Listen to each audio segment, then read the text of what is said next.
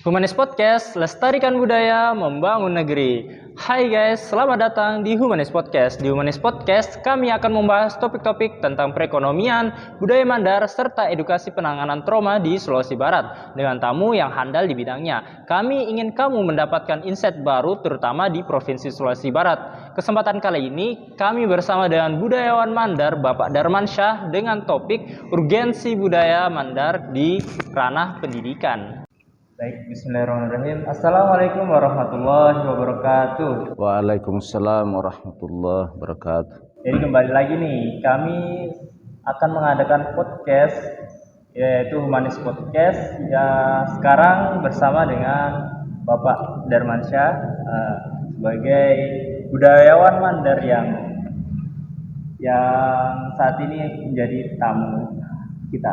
Nah, oke, jadi podcast kali ini bertemakan urgensi budaya mandar di dalam lingkup pendidikan. Jadi di sini Pak, saya kenapa kok mengangkat tema seperti itu? Karena saya lihat di dunia pendidikan di Sulawesi Barat ini yang membahas soal budaya-budaya mandar itu masih sangat kurang. Nah, kan biasanya itu kalau di pembelajaran anak sekolah itu ada namanya muatan lokal. Muatan lokal itu biasanya kan budaya-budaya kan Pak, budaya tentang budaya mandar. Nah, itu saya selama sekolah di sini ini Sulawesi Barat enggak pernah saya dapat budaya mandar. Nah, itu bagaimana itu tanggapan Bapak terkait itu tuh Pak, bahwa kurangnya kurikulum di Muatan lokal ya. Iya, muatan lokal. Iya. Jadi terima kasih banyak. Assalamualaikum warahmatullahi wabarakatuh. Saya selaku pemerhati sejarah dan budaya mandar memandang kenapa sampai generasi kini ya kurang berminat kepada nilai-nilai budaya mandar itu sendiri. Itu pertama, generasi kita ini kurang memperoleh informasi tentang nilai budaya mandar, itu pertama ya. Yang kedua, budaya mandar yang kita pahami adalah sebatas pada nilai dan peradaban yang pernah terjadi pada masa silam. Tidak pernah generasi sekarang, khususnya kami ini ya, mohon maaf, ya tentu termasuk pemerintah, memberikan pembelajaran edukasi terhadap budaya adaptif. Artinya, contoh misalnya, orang mandar tentu bangga dengan perahu sande, karena ini adalah ciptaan orang mandar di zamannya ya. Di zaman sebelum tercipta kapal uap. Maka perahu yang paling tercepat adalah perahu sande. Iya. Karena belum ada perahu mesin, belum ada kapal mesin. Kenapa sampai perahu sande ini sangat cepat? Pertama, ya memang dia masande runcing kan, masande itu runcing. Sebenarnya runcing kan? Makanya dia cepat. Kedua, layarnya lebih besar daripada badan perahu. Ketika dihembus angin, pasti kencang perahu lari kan? Ini adalah salah satu kreasi temuan orang mandar di zaman itu dalam melahirkan perahu tercepat di dunia pada zaman itu. Ini yang saya katakan tidak dilestarikan secara adaptif. Kita hanya bangga bahwa orang mandar pernah menciptakan perahu tercepat. Tapi tidak ada generasi mandar yang sekarang mencoba masuk ke dalam teknik perkapalan yang bisa bersaing dengan Perancis, Inggris, kan begitu? Nah, semestinya kan begitu ya. Iya. Jadi perahu mandar itu ya dari dulu sampai sekarang masih begitu. Kan masih ini. Masih begitu. Malah justru diperlombakan. Bukan salah. Iya. Ingat, generasi kita dulu, leluhur kita itu menciptakan perahu sande, dijadikan sebagai sarana untuk menyeberangi pulau, berdagang, mencari nafkah di laut. Itu kan. Jadi sekali lagi untuk kesejahteraan masyarakat, kesejahteraan mereka. Sementara yang kita lestarikan adalah bagaimana diperlombakan. Bukan salah. Bukan salah, tapi nilai ekonominya tidak ada.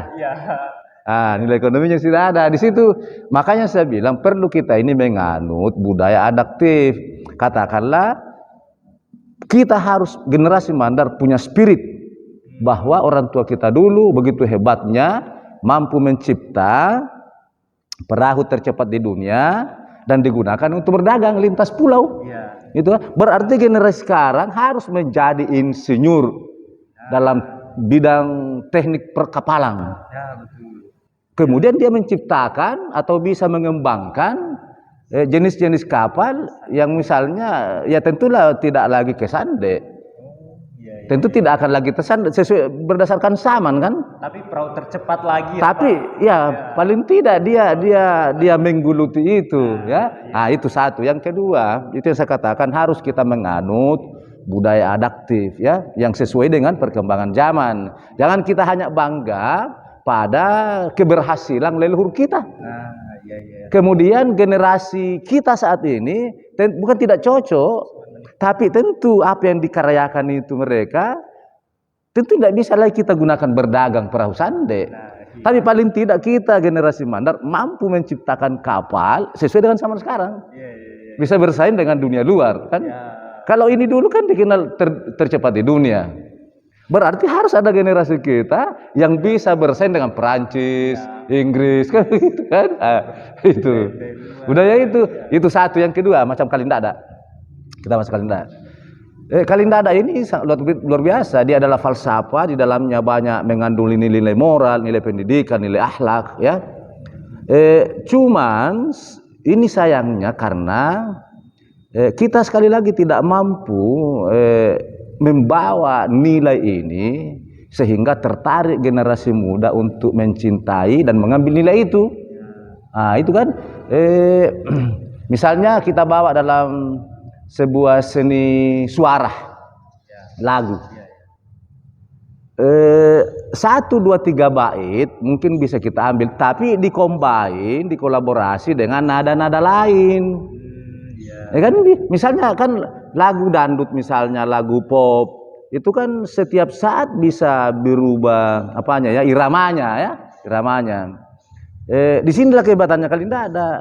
Artinya bait-baitnya itu tidak usah dirubah, tapi bagaimana diiringi musik yang sesuai dengan irama sekarang, sehingga generasi kita tertarik untuk ingin melestarikan itu.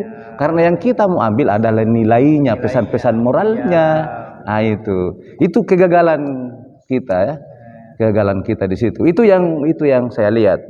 Belum lagi pemerintah memang ya, mulai dari pemerintah provinsi sampai dengan pemerintah di 5 kabupaten ya, khususnya Majene, Pulau Wali, Mamuju, itu yang saya lihat memang pimpinan daerah tidak cinta dengan budaya kita sendiri. Itu terlihat pada pola pikir mereka yang saya lihat ya. Kemudian dalam program yang mereka bangun sama sekali tidak mencitrakan nilai-nilai budaya. Nah, itu salah satu contoh begini. Luar biasa ini kepemimpinan di Mandar.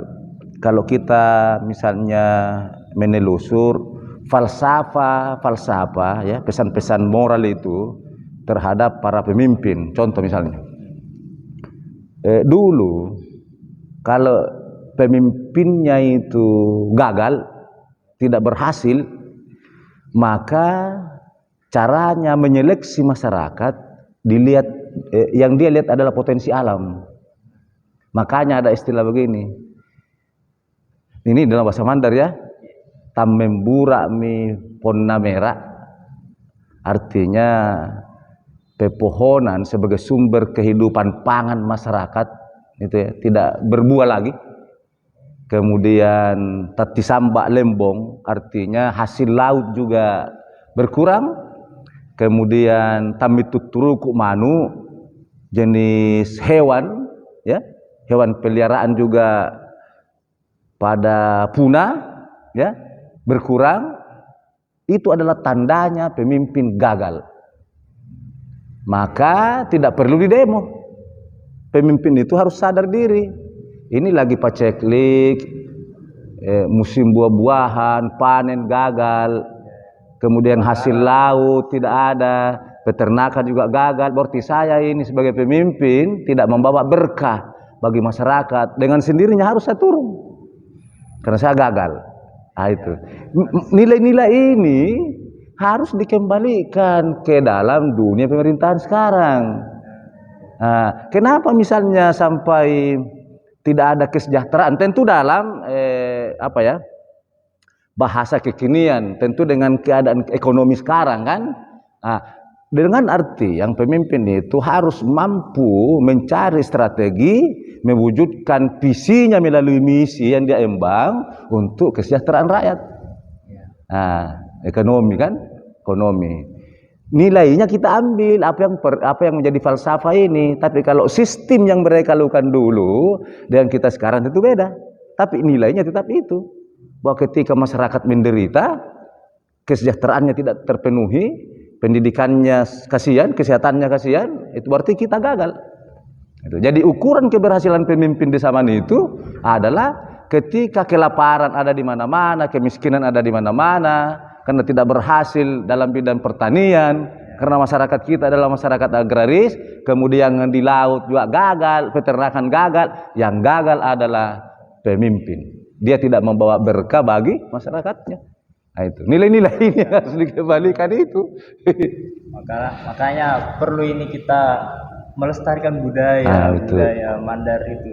Bahkan di buku ini saya baca budaya itu adalah jati diri seseorang, dari diri sebuah daerah. Nah, kalau budayanya hilang berarti jati dirinya hilang, seperti yang kita sebutkan tadi itu. Kalau misalnya pemimpin yang tidak memiliki budaya, tidak ada budaya Mandarnya, tidak kental budaya Mandarnya, nah itu berarti contoh lagi nih. Jadi harus pemimpin dan rakyat ini harus memang menjadikan nilai budaya, nilai adat sebagai peninggalan leluhur kita, orang-orang tua kita. Kalau kita mau membawa masyarakat yang sejahtera, damai, kemudian memegang falsafah, aturan, harus dicontohkan oleh pemimpin. Contoh misalnya, dalam falsafah kita di Mandar ada istilah begini dalam bahasa Mandar. Ioritim bunga koda. Artinya kalian sebagai pemangku kepentingan, pemangku adat. Nah, sekarang kan kalian sebagai legislatif, eksekutif, dao melok ni sulu. Artinya tomame apa kampana? Artinya tomame kampana begini. Mereka yang mau jadi mamia kampana itu adalah mereka yang mau mengorbankan pikirannya, mengorbankan waktunya, mengorbankan tenaganya, mengorbankan harta yang dia miliki, kekayaannya untuk kemaslahatan rakyat yang dipimpin. Itu kan pemimpin Mandar begitu. Iorite bunga koda, daumelun sulum. Tanya atau mamaya kambana. Jadi to mamaya kambana itu adalah, saya bahasakan dalam bahasa Mandar begini. To melo mi ayapo. Artinya melo mi ayapo betul-betul ingin ikhlas, tulus, mengorbankan segalanya. Melo mi ayapo ya untuk kepentingan masyarakat orang banyak. Bukan justru namanjapoi masyarakat. Artinya bukan justru dia masuk mengambil kepentingan milik rakyat untuk kepentingan diri, keluarga, kelompok dan di sekelilingnya. Bukan itu. Karena pemimpin di Mandar itu adalah itu tadi, tomamnya apa kambana. Mereka yang mau betul-betul mengorbankan apa yang dia miliki untuk kepentingan masyarakat banyak. Karena yang dia harap adalah amal jariah.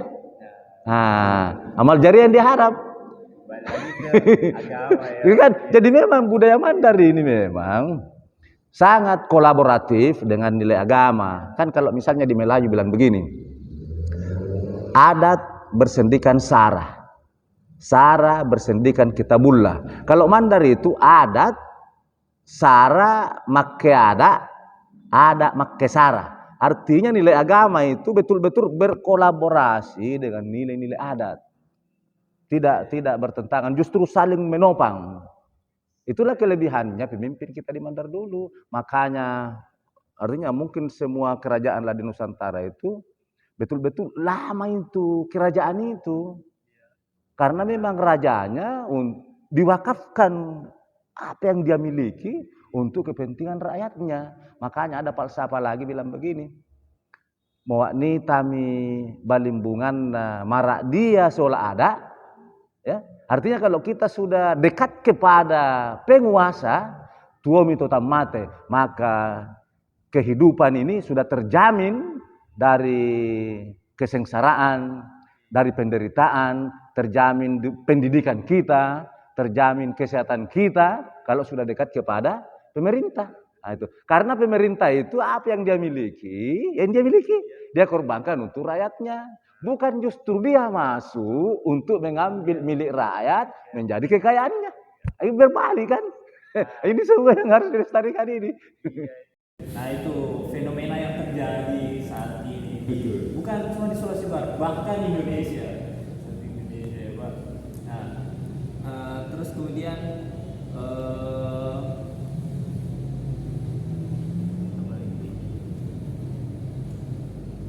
kita kembali mungkin ke awal tadi ya Pak, itu bahwa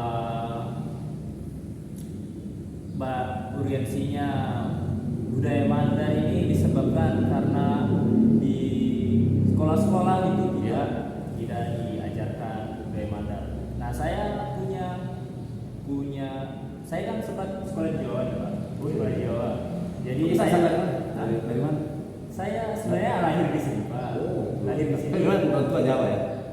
Iya, dapat orang Jawa. Oh iya. Orang Jawa. Nah, jadi saya SD di sini, terus SMP di Jawa, SMA di sini lagi. Nah, masuk di Sulbar. Nah, kemudian kuliah lagi di Sulbar. Jadi pas saya di Jawa itu Pak, dan saya kan cuma SMP di Jawa nih, otomatis cuma berapa tahun? 3 tahun lah. 3 tahun.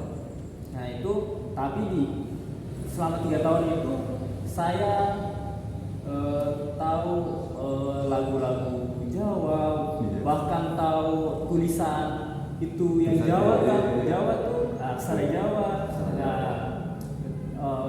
Pokoknya saya fasih bahasa Jawa halus yang untuk bicara ke orang tua itu. Nah, sedangkan pas saya kembali ke Mandar itu saya tidak mendapatkan itu pembelajaran bahasa Mandar ini, budaya-budaya Mandar ini, lagu-lagu Mandar bahkan saya tidak tahu. Sedangkan di Jawa itu saya cuma 3 tahun. Betul. Jadi begini ya, tidak ada pilihan lain. Pemerintah harus mengintervensi ini. Artinya bagaimana pemerintah daerah, mulai dari pemerintah provinsi Sulawesi Barat ini sampai dengan pemerintah di 6 kabupaten, ya, kalau kita mau melestarikan, mewariskan nilai-nilai kearifan, pesan-pesan kebaikan yang ditinggalkan oleh nenek moyang kita, harus dimasukkan ke dalam dunia pendidikan melalui muatan lokal. Harus itu. Kan hanya beberapa jam saja kan, tapi itu saya lihat sampai saat ini tidak ada. Ada mungkin di beberapa sekolah, tapi lebih banyak yang tidak ada. Itu karena tidak ada tekanan dari pemerintah daerah. Padahal ini penting. Karena kemajuan sebuah bangsa itu bukan hanya dinilai pada peradaban teknologinya saja, tapi nilainya. Nilai ini yang membentuk kita punya moral. Apa dia bisa berbuat baik atau dia harus curang. Nah, curang tidaknya seseorang itu, baik buruknya seseorang itu tergantung pesan moral yang dia terima dari nilai budaya dan nilai religi kan agama. Jadi kalau religinya kurang, kemudian budayanya kurang, dia hanya cerdas intelektualnya tapi miskin spiritual keagamaannya. Miskin nilai budaya yang dia bisa membawa ketenangan, kedamaian, kedisiplinan pada masyarakat di mana dia tinggal. Dia memang cerdas dari segi teknologi, tapi sopan santun itu sudah hilang. Nah, padahal yang kita butuhkan adalah untuk apa misalnya kita cerdas, tapi nilai moral, nilai emosional, memahami kawan, memahami teman, tidak menghargai, itu apa? Apa bedanya kita dengan robot? Tidak punya perasaan. Kan robot tidak punya perasaan. Jadi robot justru lebih mampu dia bekerja secara teknologi, tuh robot ini, daripada manusia. Tapi ingat, robot tidak punya perasaan. Tidak punya budaya, tidak punya etika. Di kita adalah bisa kita menggunakan teknologi, tapi lebih penting memiliki nilai moral, nilai budaya, perasaan, kecerdasan emosional, itu kita miliki kan? Nah, itu yang tidak ada. Jadi sekali lagi memang saya katakan budaya mandar bisa hilang kalau kita tidak wariskan ke dalam dunia pendidikan. Dan ini adalah tanggung jawab kita semua, khususnya pemerintah daerah, untuk sesegera mungkin memasukkan ke dalam dunia pendidikan melalui mulok, muatan lokal. Mulai dari tingkat SD, SMP, SMA, kalau perlu sampai ke perguruan tinggi. Di Bandung, kalau tidak salah itu, di Jawa Barat, kalau menjadi wajib muatan lokalnya, dari manapun asalnya Anda, biar dari suku mana, dari daerah mana, kalau masuk sekolah di Jawa Barat harus diajari bahasa Sunda. Nah itu. Seperti saya itu.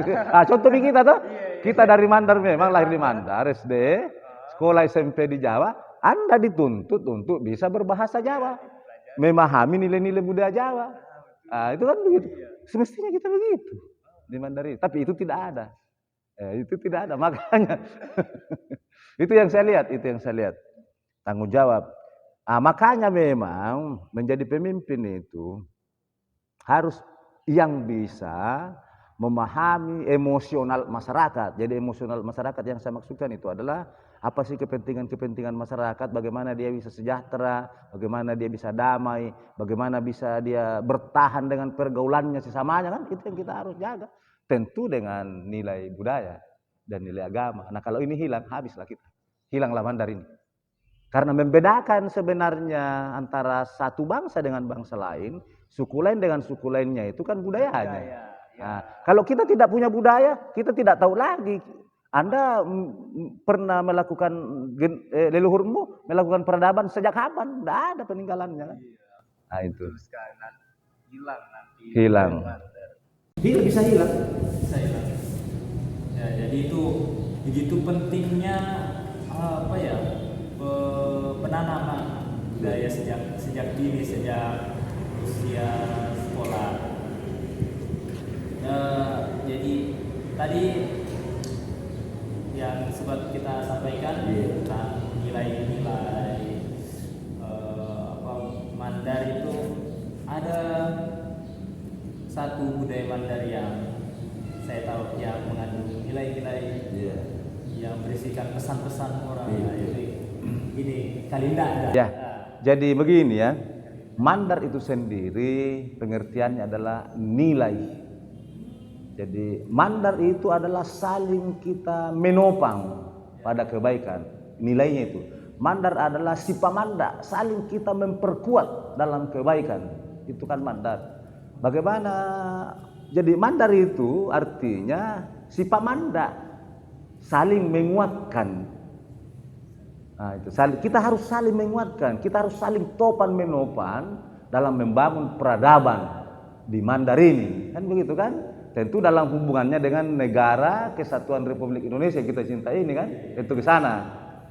Dengan demikian, maka nilai-nilai ini harus kita ambil alih dari generasi ke generasi, kemudian kita wariskan kepada generasi kita berikutnya. Karena kita takut ketika nilai pesan moral yang banyak termaktub dalam falsafah Kalinda ada hilang, maka hilanglah Mandar itu. Maka kita akan mengambil falsafah orang lain. Contoh misalnya, mohon maaf, kenapa kita di Mandar ini banyak sekali kita bangga belajar sejarah di sekolah ini, SD, SMP, SMA, bahkan ke perguruan tinggi ini, mohon maaf, saya masih rasakan yang kita pelajari adalah kerajaan Kutai. Bukan salah ya, Kita belajar, silakan belajar kita kerajaan Kutai Kartanegara, kerajaan Sriwijaya di Palembang, kerajaan Majapahit di Jawa, silakan. Tapi jangan juga kita tinggalkan sejarah peradaban, sejarah kerajaan-kerajaan di kita. Kita di situ. Jadi kalau pemimpin dulu di Mandar, raja ya, sebagai kepala negara, juga sebagai kepala pemerintahan itu, betul-betul ya nilai moralnya itu dia wakafkan. Segala yang dia miliki, dia wakafkan pikirannya, tenaganya, bahkan jiwanya, hartanya untuk kesejahteraan masyarakat yang dia pimpin. Sekarang bukan. Bagaimana dia masuk, kemudian milik kita bersama rakyat, justru dia nikmati secara pribadi, diri, keluarga, dan kelompoknya, dengan partainya. Nah ini kan gagal, ini kan gagal. Kenapa bisa itu? Karena dia tidak paham. Jadi memang perlu sekali kita memang mengambil ini nilai, kemudian kita jadikan spirit ya, kita jadikan ruh dalam membangun kita punya daerah. Insya Allah maju kalau bisa. Itu. Makanya kita rindu pemimpin yang memahami itu leadership, nilai-nilai moral Mandar. Itu. Dan saya lihat, aduh ini jarang sekali. Bahkan lebih mementingkan teknologi, lebih mementingkan yang lain daripada budaya Mandar sendiri yang harus dilestarikan. Itu tadi contoh ya, contoh misalnya nih. Itu tadi yo ritin bunga koda, domil sulum, otanya tomia gambana toh. Tomame apa gambana, orang yang mengorbankan segalanya, tamat toh mengaji. Artinya tamat mengaji bukan dalam pengertian hanya bisa tamat membaca Quran, tapi memiliki ilmu. Jadi harus dia memiliki ilmu. Tamat toh mengaji, marete pano pindandadan. Artinya dia punya pengalaman memimpin minimal organisasi kecil dulu. Jangan langsung jadi raja. Di Mandar itu begitu. Makanya raja di Mandar itu ya, baik Raja Balanipa, Raja Sendana, Raja Banggai, di seluruh kerajaan di Mandar ini bukan dia harus langsung menduduki posisi raja sebagai kepala negara, tapi dia itu menjadi kepala-kepala jabatan kecil dibawa dulu. Itu yang saya pelajari dalam sejarah kepemimpinan di Mandar. Tidak langsung jadi kepala negara, jadi kepala pemerintahan, tapi harus menjadi belajar dulu pada kepemimpinan di tingkat lokal dulu. Sudah punya pengalaman, marete pano pindandarana, baru Anda bisa naik memimpin wilayah yang lebih luas.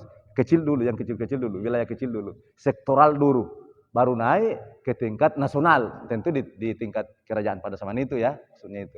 Seperti itu. Nah ini yang hilang. Pokoknya begitu saya kan harus ini ya ini. Jadi gagal ya. Dan saya lihat dan tidak ada yang abadi kan, bukan segala sesuatu itu pasti ada masanya kan, akan tamat riwayat itu. Kerajaan Sriwijaya lama dia jaya tapi hilang kan sekarang kan. Kemudian Majapahit hilang, habis, digantikan kerajaan Demak habis, naik Mataram habis. Tidak usah itu. Kerajaan yang paling hebat adalah kerajaan Sulaiman. Di samping dia Nabi Sulaiman, dia juga sebagai raja. Kemudian Fir'aun, Raja Namrud, kerajaan-kerajaan yang pernah ada di Nusantara kurang lebih 200 sampai 300 itu habis. Kemudian tergabung ke dalam sebuah negara yang lebih besar Indonesia. Ada kejaminan Indonesia ini sampai di tingkat daerah ini bisa terus menerus tidak ada jaminan. Tergantung pemimpinnya, apakah dia punya nilai moral atau tidak. Kalau moralnya tidak ada, berarti generasi pasti hilang, negara pasti bubar, jati dirinya hilang. Itu saya melihatnya ke sana, karena tidak ada lagi nilai sebagai ruh untuk membawa masyarakat menuju kepada sebuah kemajuan, sebuah peradaban. Itu yang hilang.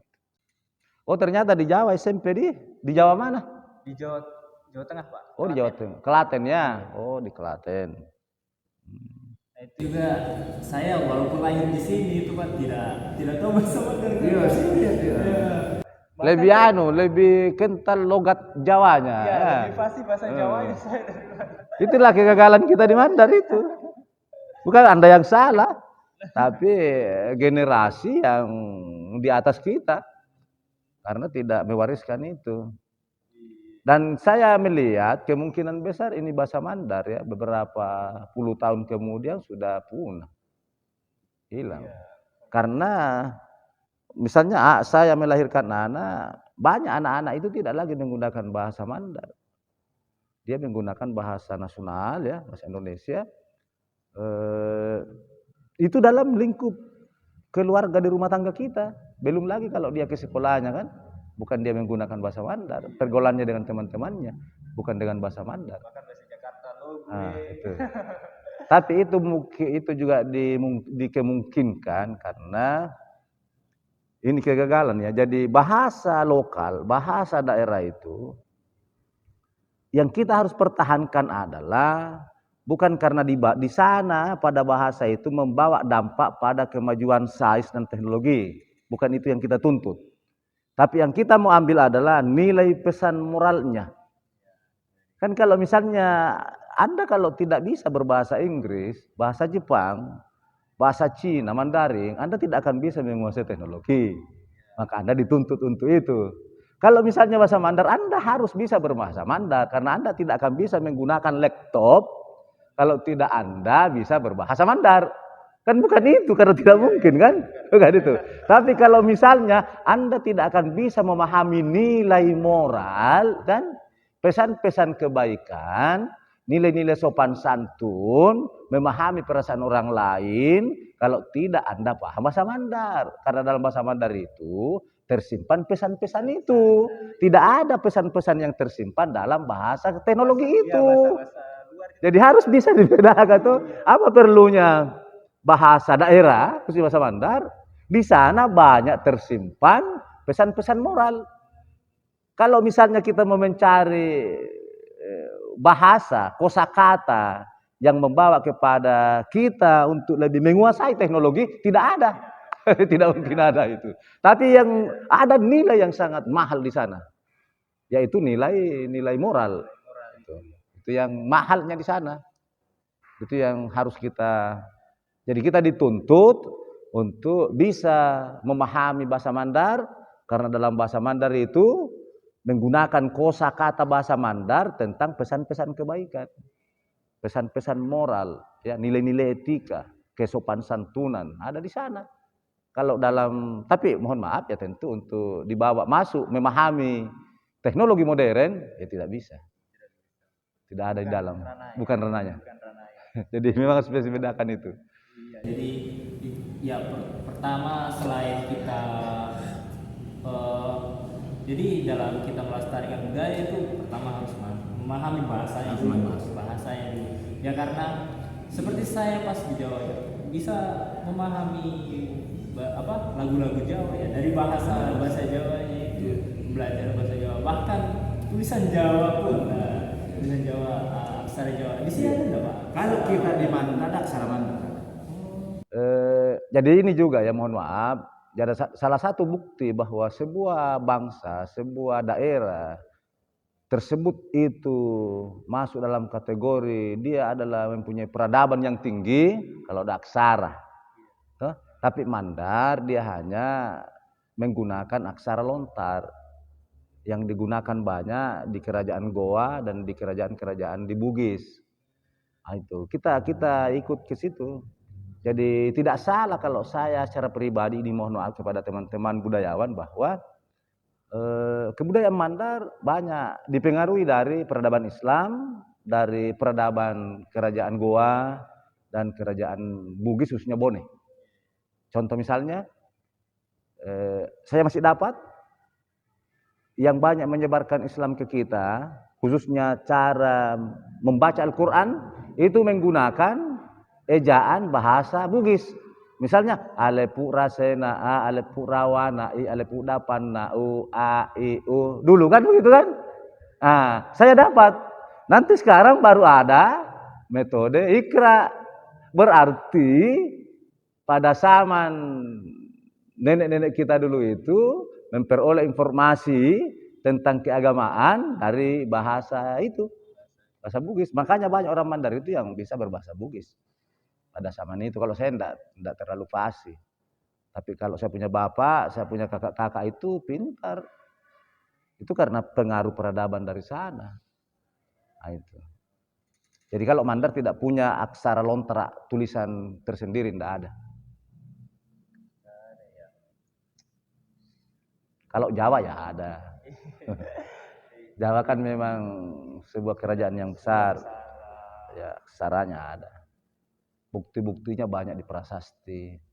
Dan peninggalan sejarah Mandar itu banyak dituangkan melalui lagu, tidak dituliskan melalui prasasti. Lontar juga sangat terbatas di Mandar. Ada lontar ditulis di daun-daun lontar, kemudian di kulit-kulit binatang ada saya dapat, tapi itu hanya 1-2 saja, 1-2. Tidak banyak.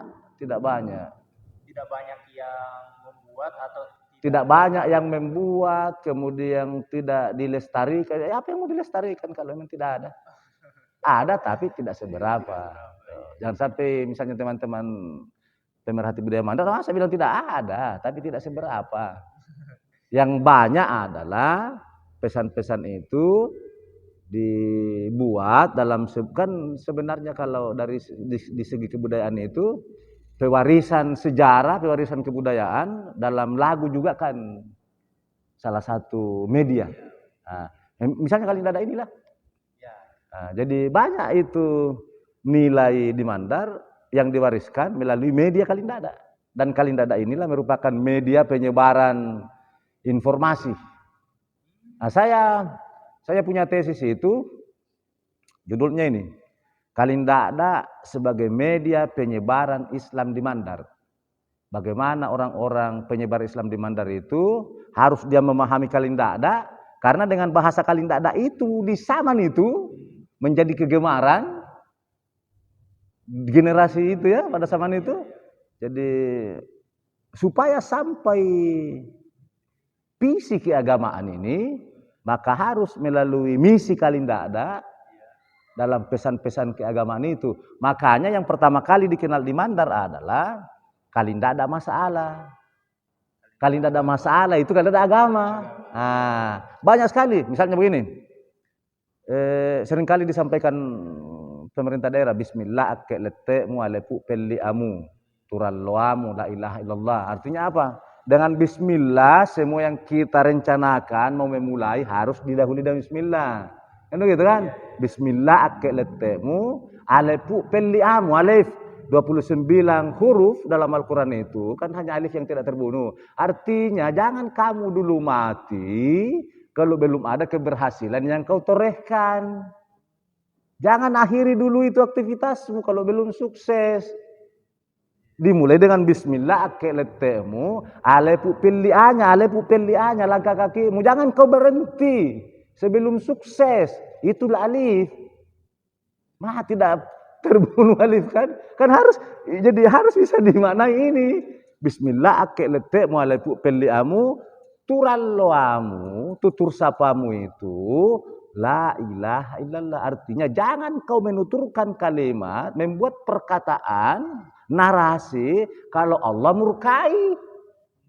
Itu kan luar biasa falsafah ini. Luar biasa maknanya kan.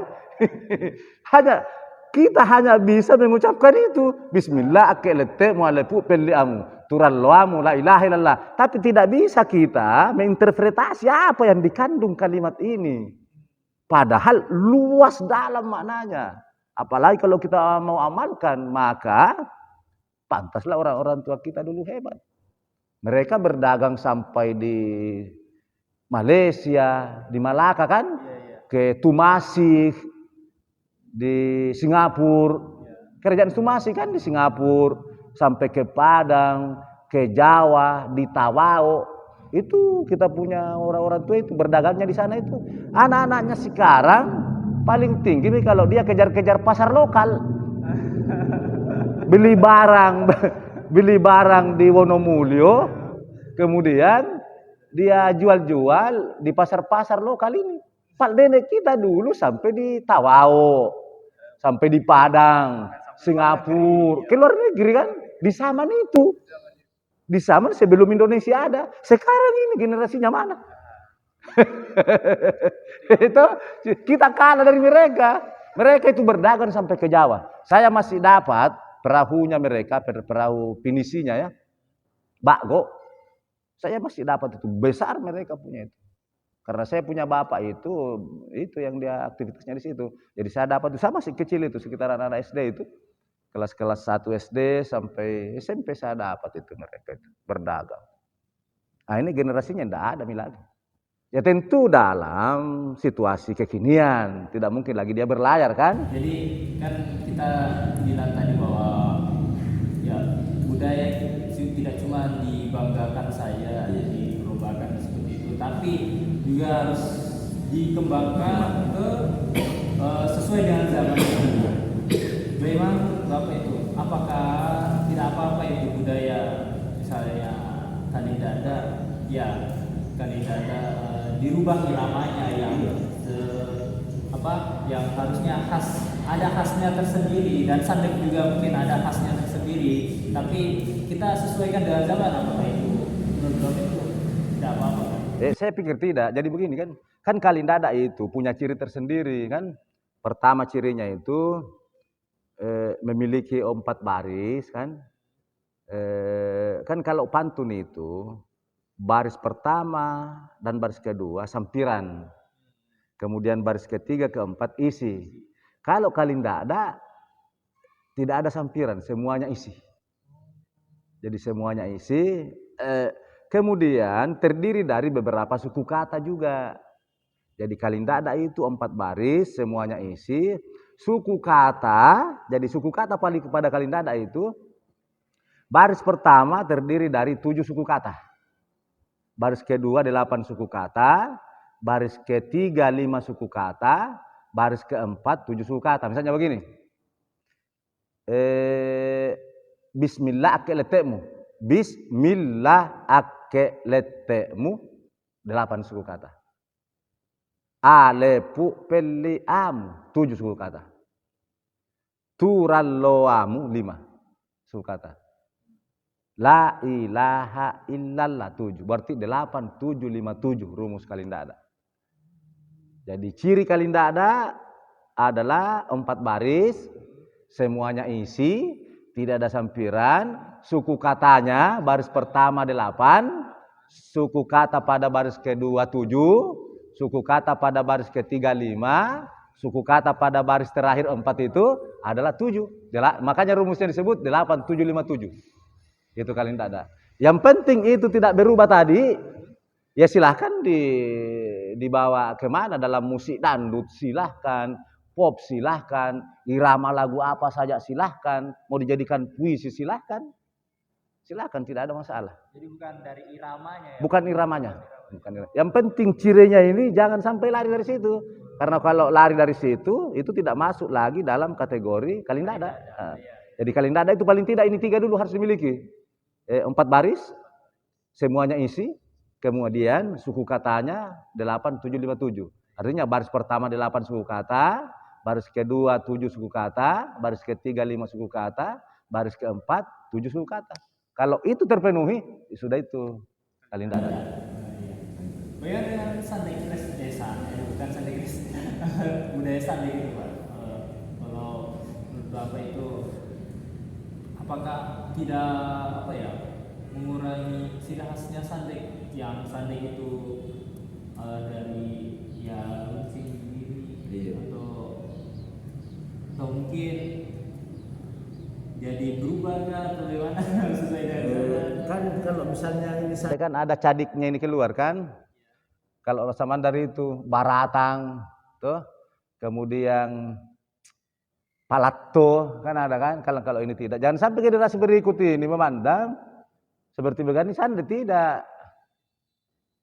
Dia punya cadik ya, ada baratan kalau dalam bahasa Mandar itu, kemudian ada palatonya kan, itu yang menahan tidak miring kan. Kalau ini berlayar ini miring ini, tuh, nah itu ya ada ya semacam ada sayapnya itu ya, nah, ada sayapnya itu. Jadi silakan kita perlombakan untuk melestarikan bendanya, tuh. Untuk melestarikan benda sande, mari kita perlombakan, silakan. Tapi untuk melestarikan roh, jiwa, spirit, dibuatnya sande sebagai sarana menyeberang, mengantarkan perdagangan, sebagai sarana untuk mencari kesejahteraan di lautan, itu lebih penting. Bukan sandeknya, Bukan, silakan sandeknya. Tapi rohnya, di mana rohnya itu? Rohnya adalah dia yang mengantarkan nenek moyang kita, sarana mereka untuk menyeberang ke pulau membawa dagangannya, maka sandek digunakan.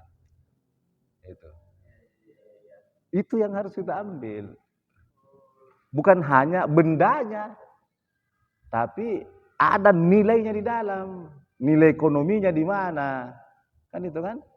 Nilai kesejahteraannya di mana? Itu lebih penting dan itu yang orang tinggalkan. Iya, yang seharusnya orang Mandar itu sebagai pelaut, punya jiwa pelaut. Semestinya orang Mandar ini semangat sandek yang dia miliki adalah harus dia mencari nafkah di laut. Harus dia mencari perdagangan lebih hebat, bisa bersaing dengan suku lain, dengan bangsa lain di luar daerah kita. Seperti orang tua kita dulu sampai ke Singapura, di Tumasik kan, kerajaan Tumasik. Kemudian di Malaysia, di Malaka, di Padang, di Tawau, Malaysia kan, Tawau, di Jawa, Surabaya itu, di Gersik, itu saya masih ingat sekali. Kemudian ke Ternate, ke Bacan, dulu kan begitu mereka berdagang. Bukan hanya di tingkat lokal, gagal kita. Karena di tingkat lokal, itu. Saya pikir itu ya. Insya Allah nanti kita artinya saya terbuka sekali waktu. Yang penting di sini, jangan saya dipanggil kemana-mana tuh. Karena saya sibuk. Insya Allah kalau kami sudah di sini. Ya, salah. Dan saya artinya saya itu banyak sekali berbeda dengan teman-teman yang lain memandang sejarah dan budaya Mandar. Karena saya itu menganut budaya adaptif. Budaya yang bisa diwariskan itu dan nilainya, rohnya itu bisa dikembangkan sesuai dengan zamannya. Bukan saya penganut budaya konservatif. Hanya fanatik pada kejadian-kejadian masa lalu. Tapi nilainya tidak bisa kita bawa dalam mengangkat peradaban masa kini. Saya tidak begitu. Saya itu begitu. Beda saya dengan teman-teman. Makanya saya biasa kontroversi dengan mereka itu, teman-teman. Tidak perlu saya sebutkan siapa. Ya. Saya berbeda. Jadi harus kita lebih bisa menciptakan kebudayaan baru. Tuh? Jangan hanya bangga bahwa punya warisan budaya. Warisan budaya yang diwariskan ke kita tidak bisa juga kita kembangkan. Paling tidak harus mampu mewariskan kebudayaan yang baik yang ditinggalkan leluhur kita. Selain itu kita harus menciptakan budaya baru, kembangkan budaya yang sudah ada. Karena dengan kebudayaan inilah kita bisa membawa kepada sebuah peradaban bangsa. Nah itu di sana kan. Coba lihatlah Jepang itu. Jepang dari segi ilmu, dari segi teknologi, tapi nilai-nilai kebudayaannya tidak hilang. Tidak hilang kan? Oh iya, bicara soal Jepang Pak, ini salah satu cara mereka melestarikan bahkan memperkenalkan budaya Jepang ke luar itu dengan melalui film animasi, anime. Saya termasuk penonton anime kan Pak. Oh, iya. Nah, saya selama menonton anime pasti selalu diselipkan dengan budaya-budaya Jepang kayak kimono, baju Jepang, hanabi, apa lagi itu namanya, kembang api, dan lain sebagainya. Nah itu kerennya Jepang untuk melestarikan sekaligus memperkenalkan ke luar. Nah ini ya coba ya, itu Jepang. Tidak usahlah saya bicara Jepang karena kita sudah bicarakan Jepang. Saya bicara Malaysia saja. Malaysia dalam acara-acara kenegaraannya Mereka berbusana dengan peninggalan leluhurnya. Coba kalau misalnya pelantikan Perdana Menteri apa, tidak pakai jas yang ditiru dari Barat. Toh tidak. Tapi mereka dengan berbusana, bangga apa yang ditinggalkan, apa yang menjadi warisan dari leluhurnya, itu dia pakai. Sementara kita Indonesia, kita bawa masuk ke Mandar, tidak, justru kita tinggalkan. Kita hanya menggunakan busana yang diwariskan oleh leluhur kita pada acara-acara adat. Tapi acara-acara kenegaraan, acara-acara resmi, mengurus pemerintahan, tidak. Padahal dalam berbusana mereka itu kan penuh makna-makna, banyak simbol-simbol itu banyak makna-maknanya. Itu mulai dari ikat-ikat sarungnya, toh, warna-warna bajunya, luar biasa. Contoh misalnya, orang Mandar kan istilahnya demi pasar ya kan, dia ikatkan itu, kemudian ada pucanya. Kira apa istilah puca itu ya? Yaitu yang bergaris-garis, garis-garisnya itu agak tebal, tuh puca kalau tidak salah namanya itu.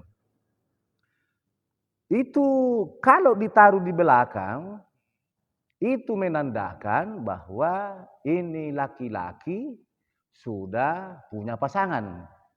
Simbol kan ada nilai. Dengan sendirinya karena kita paham budaya, jangan ganggu. Sudah ada yang punya itu, ada yang memiliki dia. Perempuan, pucanya ditaruh di depan. Coraknya yang lebih tebal ditaruh di depan. Itu maknanya jangan ganggu itu istrinya orang. Ah, perempuan yang janda, itu diikatnya di bagian sini anunya pucanya. Di samping. Itu janda. Kalau miring lagi di sini, itu gadis. Wah, kita bisa ini ditandai dengan di situ kan. Laki-laki duda di sini, laki-laki bujang bagian sini. Semuanya punya simbol. Punya maksud. Nah, ini. Berarti berbusana sekalipun di Mandar dengan simbol-simbol itu, dalam simbol itu ada nilai, ada pesan-pesan yang harus kita pahami. Tidak perlu kita tanya apakah kamu gadis atau tidak, apakah kau janda atau tidak. Itu nampak pada busananya. Itu hebatnya itu. Jadi tidak perlu kita tanya bagaimana cantik sekali itu ya. Jangan dulu ada punya atau tidak.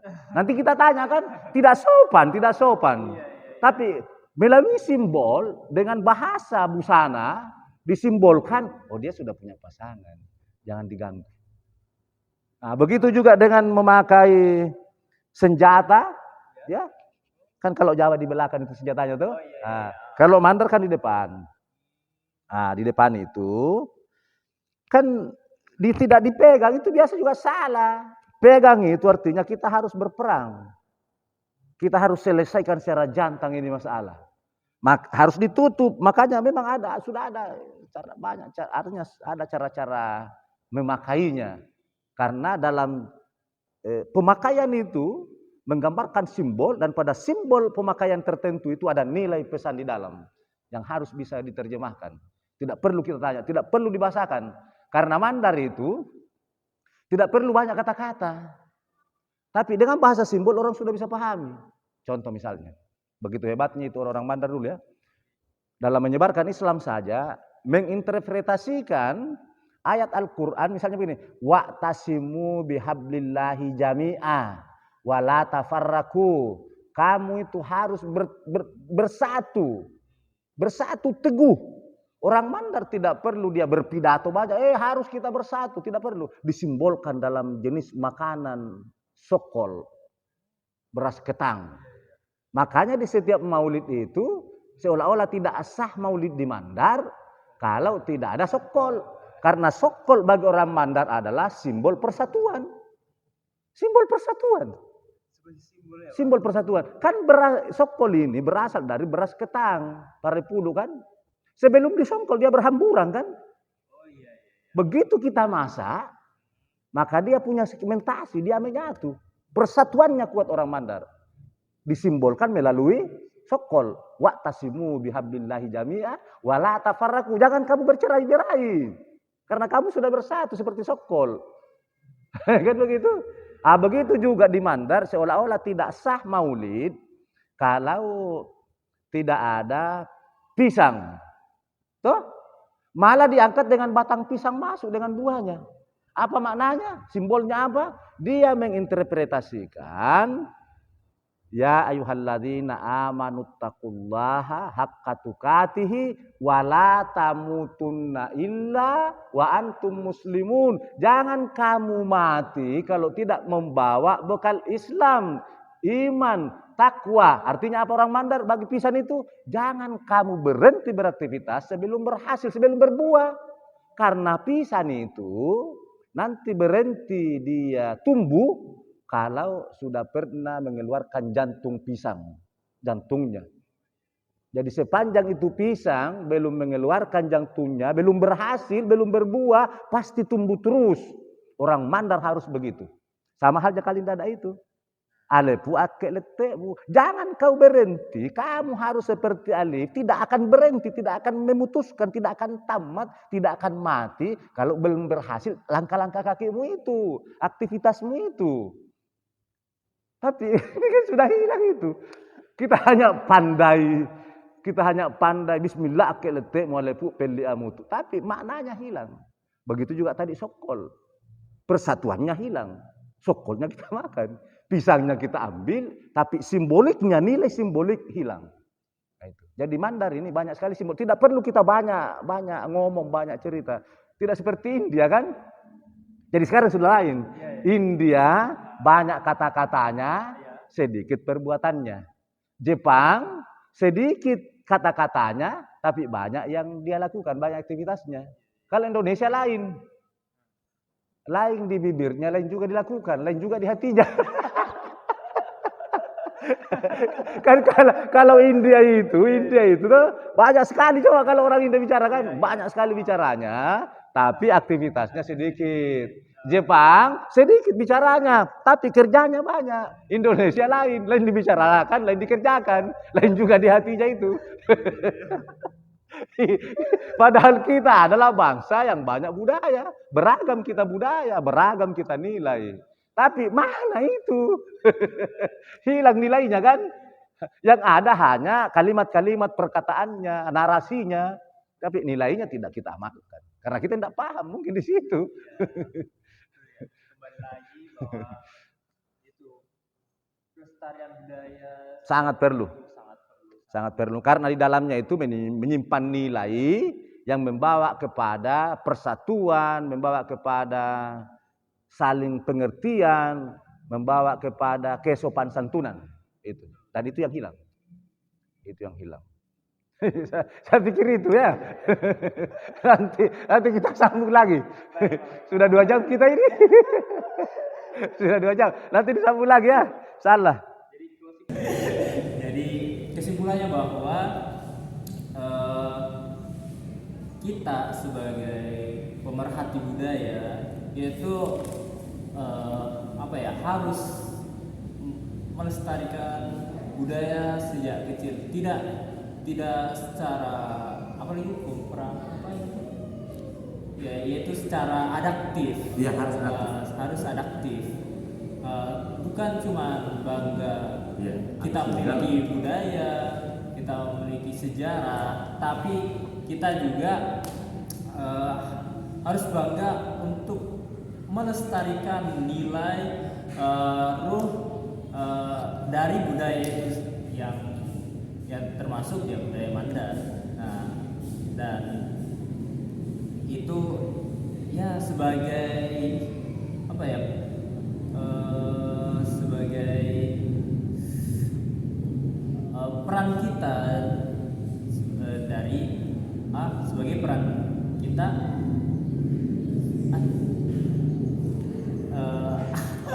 nanti dikat nah. Aduh, maaf si minim ini saya Pak persiapan. Jadi ya itulah peran kita generasi muda terhadap budaya. Jadi yang mungkin saya cukup ya Pak. Iya, oke, makasih banyak. Jadi saya kesimpulannya begini. Silakan kita belajar bahasa Inggris, bahasa Mandarin, bahasa Jepang ya untuk memahami dan mengembangkan sains dan teknologi. Tapi jangan tinggalkan belajar budaya daerah, khususnya kita di Mandar, karena pada bahasa Mandar, pada budaya Mandar tersimpan nilai-nilai yang membawa kita dewasa dalam segi moralitas, kemudian bisa memahami perasaan sahabat, teman, dan orang lain. Saya pikir itu. Makasih. Oke. Terima kasih banyak. Iya, makasih. Oke, makasih. Terima kasih banyak atas waktunya. Makasih. Iya.